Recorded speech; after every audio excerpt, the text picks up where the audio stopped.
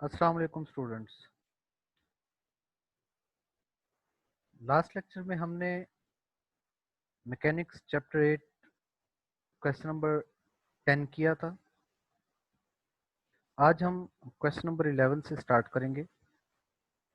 Question number 11 क्या है? A particle starts with a velocity u। अब याद रखिए, जब भी कोई पार्टिकल किसी पर्टिकुलर वेलोसिटी से अपनी मोशन को स्टार्ट करता है, इसका मतलब वो उसकी इनिशियल वेलोसिटी है, that is u, and move in a straight line if it suffers a retardation equal to the square of its velocity। Retardation क्या है? रिटार्डेशन बेसिकली नेगेटिव एक्सेलरेशन को कहते हैं। तो यहाँ पर कुछ ऐसा फिनोमिना अक्कर कर रहा है जिसकी वजह से ऑब्जेक्ट की जो स्पीड है, वो जो एक्सेलरेशन है, जो चेंज इन स्पीड है, वो डिक्रीजिंग मोड में है। और रिटार्डेशन कितना है? Square of its velocity, mean to से वी स्क्वायर,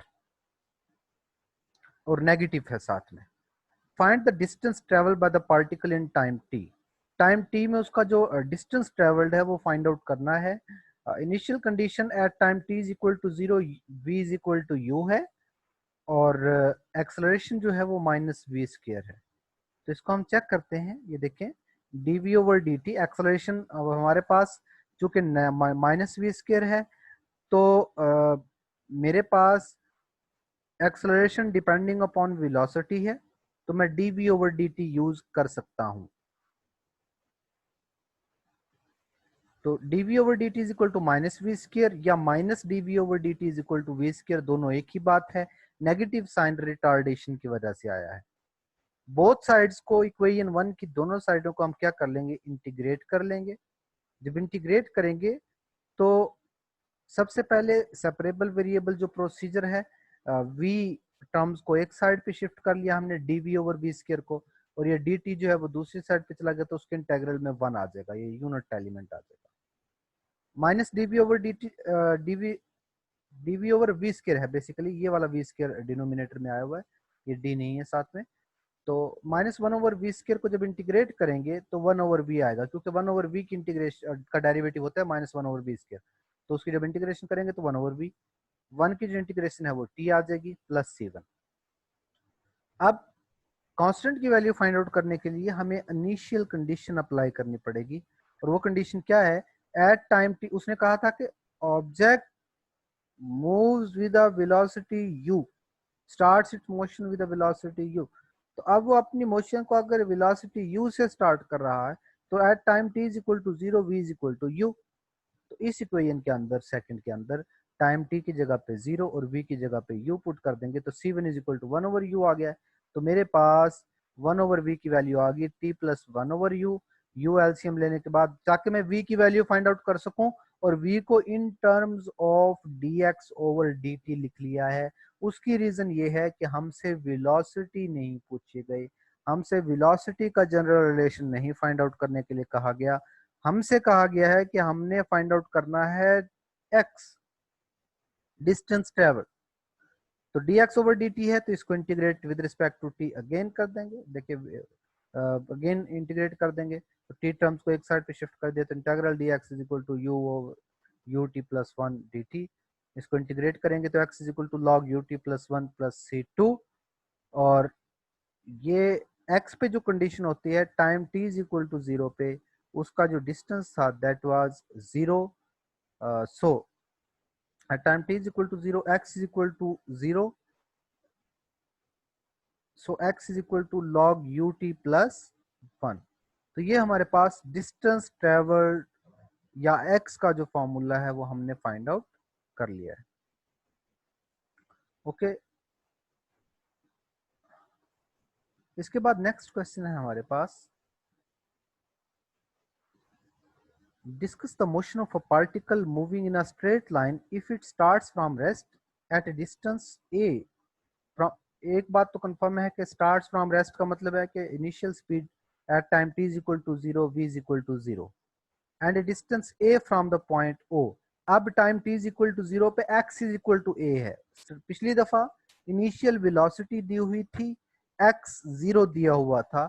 अब यहाँ पर इनिशियल वेलोसिटी 0 है, लेकिन जब उसकी मोशन स्टार्ट हुई है तो तब उसका ओरिजिन से कुछ ना कुछ डिस्टेंस मौजूद है जो कि a है, and it moves an acceleration equal to mu times it distance from o, यानी कि डिस्टेंस फ्रॉम o है a, तो म्यू a या म्यू इंटू एक्स हम कह लेते हैं, क्योंकि a तो कांस्टेंट डिस्टेंस है जब उसने स्टार्ट किया है, तो वैसे टाइम टू टाइम ओरिजिन के साथ डिस्टेंस चेंज होगा, तो मैं कह देता हूं mu x.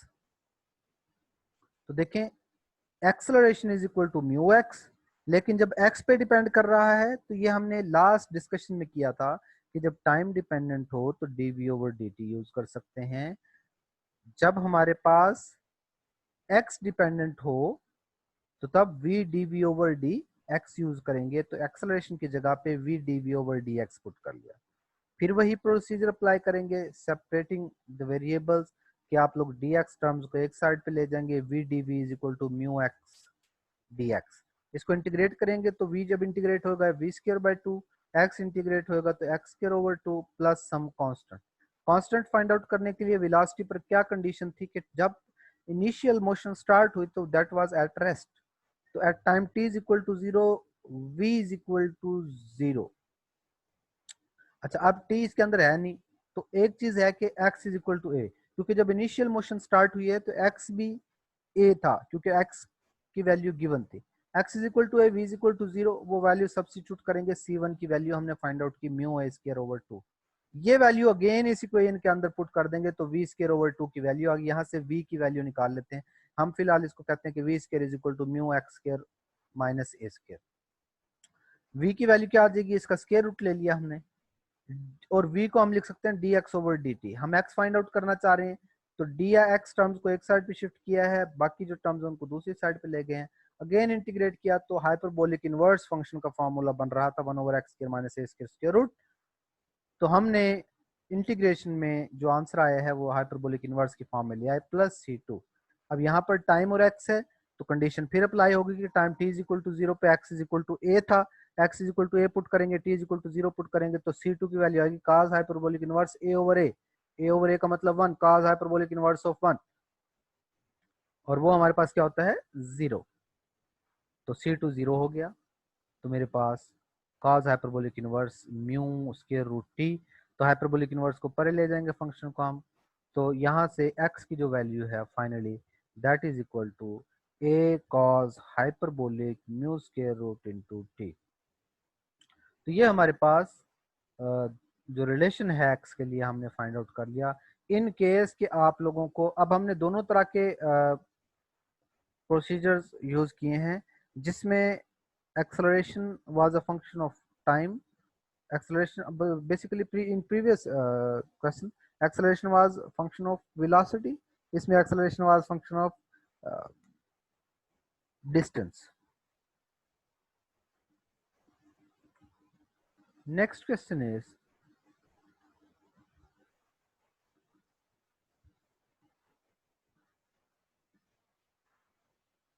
a particle moving in a straight line starts with a velocity u and has acceleration, okay, starts with velocity u का मतलब टाइम t0 पर v is equal to u है initial speed, acceleration v cube where v is the velocity of the particle, ये बिल्कुल वैसे question जैसे v square के लिए हमने किया था। Find the velocity and time as a function of the distance travelled by the particle. Distance और टाइम फाइंड आउट करना है तो हम इसमें dx ओवर dt वाला ही dv ओवर dt, बल्कि x in terms of time find out करना है, तो हमने यहाँ पर v dv over dx use किया है सो दैट कि हम जो वैल्यूज हैं फाइनली वो x की फाइंड आउट कर सकें इन टर्म्स ऑफ टाइम।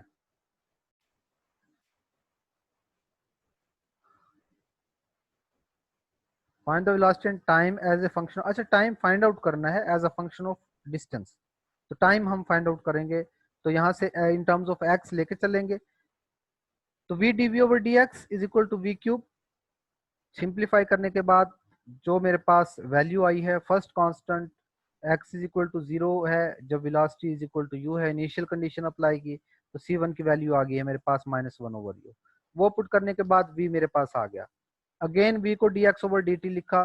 तो अब यहाँ पे देखें, जब dx ओवर dt लिखा है v को, तो अब t की वैल्यू एक आराम से हम फाइंड आउट कर सकते हैं, लेकिन इसमें फिर कांस्टेंट आ गया और time t is equal to 0 पे x इज इक्वल टू 0 है। तो ये जो t की वैल्यू आई है, ये डायरेक्टली रिप्रेजेंट कर रही है कि t is a function of distance. It shows that t is a function of distance x covered by a particle.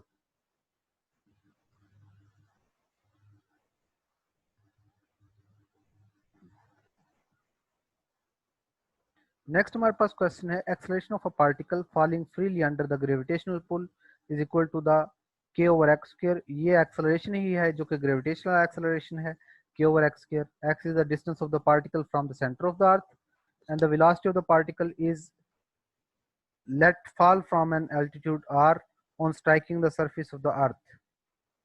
If the radius of the earth is r and the air offers no resistance motion, हमने यहाँ पे क्या find out करना है, velocity.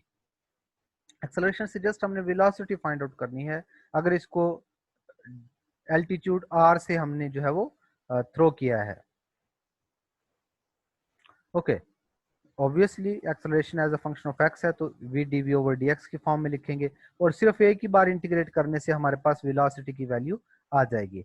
ये value आई है, लेकिन हमें ये उसने बताया है कि इसको एल्टीट्यूड आर से थ्रो किया है, तो v इज इक्वल टू 0 थी और x is equal to r था, तो वहां से सिर्फ इसकी जो है वो कांस्टेंट c1 की वैल्यू फाइंड आउट की है, जो कि माइनस के ओवर आर है। तो यहाँ से v की फाइनल रिजल्ट आ जाएगा, जो कि बहुत ही सिंपल हमारे पास क्वेश्चन।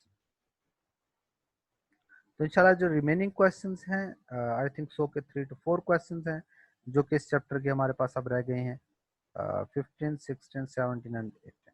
ओके, इनको इंशाल्लाह हम नेक्स्ट वीडियो के अंदर कवर करेंगे।